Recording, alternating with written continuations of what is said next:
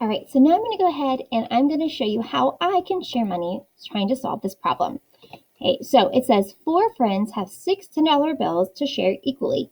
How much money will each friend get? Well, the first step that it tells me here in my criteria, it says how many groups of money should you have? So I know that that means how many people there are. So I have 4 friends sharing, so I need to have 4 groups, right? So I need to have like, here's a group, here's a group, here's a group, and here's a group, right? Like each friend is going to get some money. Okay, so I figured that out from here. Then it says to divide the $10 bills equally. Well, how many $10 bills do I have? Well, I have 6 $10 bills.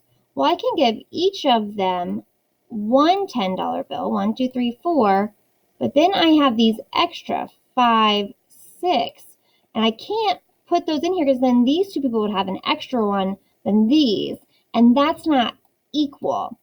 So I'm going to go ahead, since this is a little sloppy, I'm going to show you what this looks like by using my money that I got from that e-toolkit that I showed you in the last video that you can get on Everyday Math.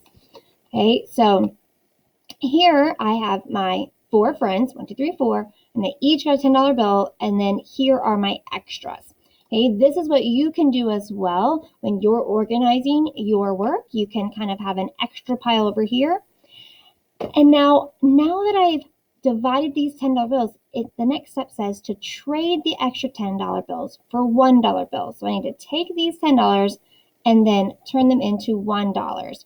Now, just because this is kind of confusing on the computer, I have decided to make these as $5 bills just to show you, but know that you would use 5 $1 bills to show your thinking.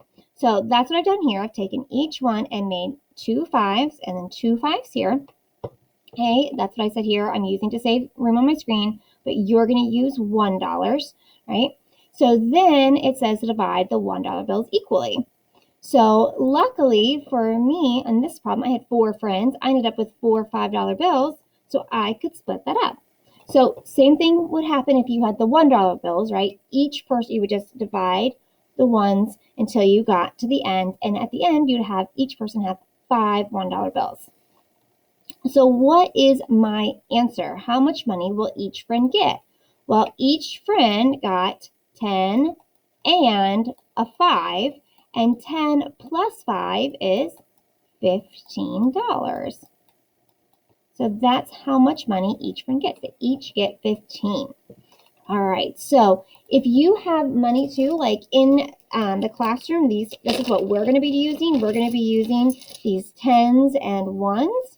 Okay, you can definitely pull something out like this if this is helpful. So I know that it can, if you count out the amount of money that it asks for you to do, and then this can be like your bank, okay, that you're switching. So if you have that, that would be a great thing to do. If not, that e-toolkit would be really useful, or just drawing out that the correct amount of 10s and 1s.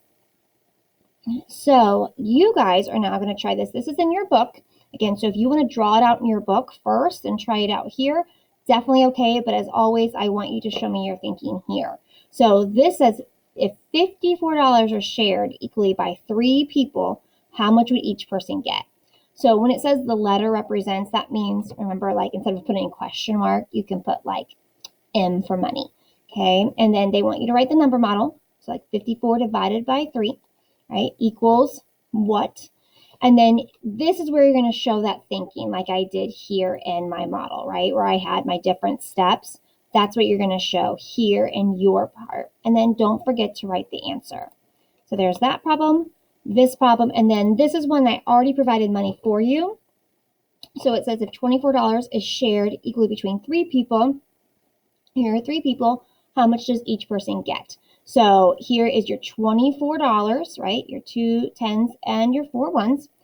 And this is how you would take those 2 10s and separate them into 1. So I thought I would put these here for you just to kind of help you draw it out a little bit if these ones were a little confusing. Okay, so I would like for you to try these ones, and then this one hopefully is a little bit helpful. And then don't forget to reflect. And then here's an extension if you want to try it with even more numbers to see if you can divide them. All right, let me if you have any questions. Thanks, guys.